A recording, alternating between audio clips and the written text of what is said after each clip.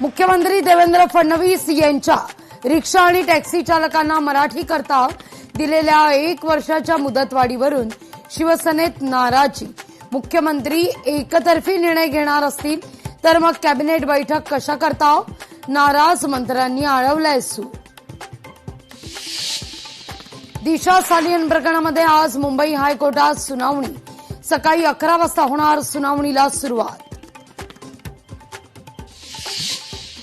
आपल्या प्रलंबित मागण्यांकरता आदिवासी विद्यार्थ्यांचं पुण्यात 16व्या दिवशी आंदोलन सुरू। सरकारसोबतच्या बैठका ठरतायत निष्फळ। नेपाळमध्ये पुराचा प्रकोप ओसरल्यानंतर आता वेदनांचा कहर। पुरात आतापर्यंत 392 जणांचा मृत्यू तर 288 भारतीय अद्यापही बेपत्ता। नेपाळमध्ये भीषण महापुरानंतर जाणवले भूकंपाचे धक्के। नेपाळमध्ये 3.2 रिश्टर स्केल भूकंपाचे धक्के। नवी मुंबई पोलीस आयुक्तालय हद्दीत अद्यापही छमछम सुरूच। नियमांचं उल्लंघन करून डान्स बार सुरू।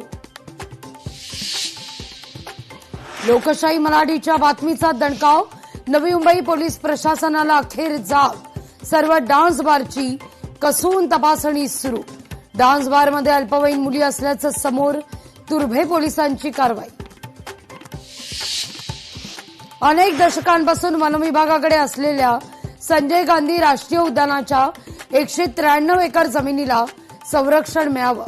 सेव्ह एसजीएनपी गटाची वनमंत्र्यांकडे मागणी। टीडीआर प्रकरणी मंत्र्यांचे एकमेकांवर आरोप। मात्र ठाणेकरांवर कोट्यवधींच्या टीडीआरचा भार। मुख्यमंत्री गप्प का? सवाल कायम। प्रकल्पबाधितांच्या नावाखाली सरकारची घोर फसवणूक।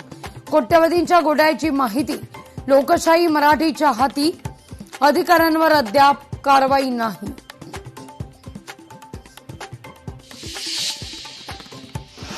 आज बहीण भावाच्या अतूट नात्याचा दिवस। रक्षाबंधनानिमित्तानं राज्यात उत्साह।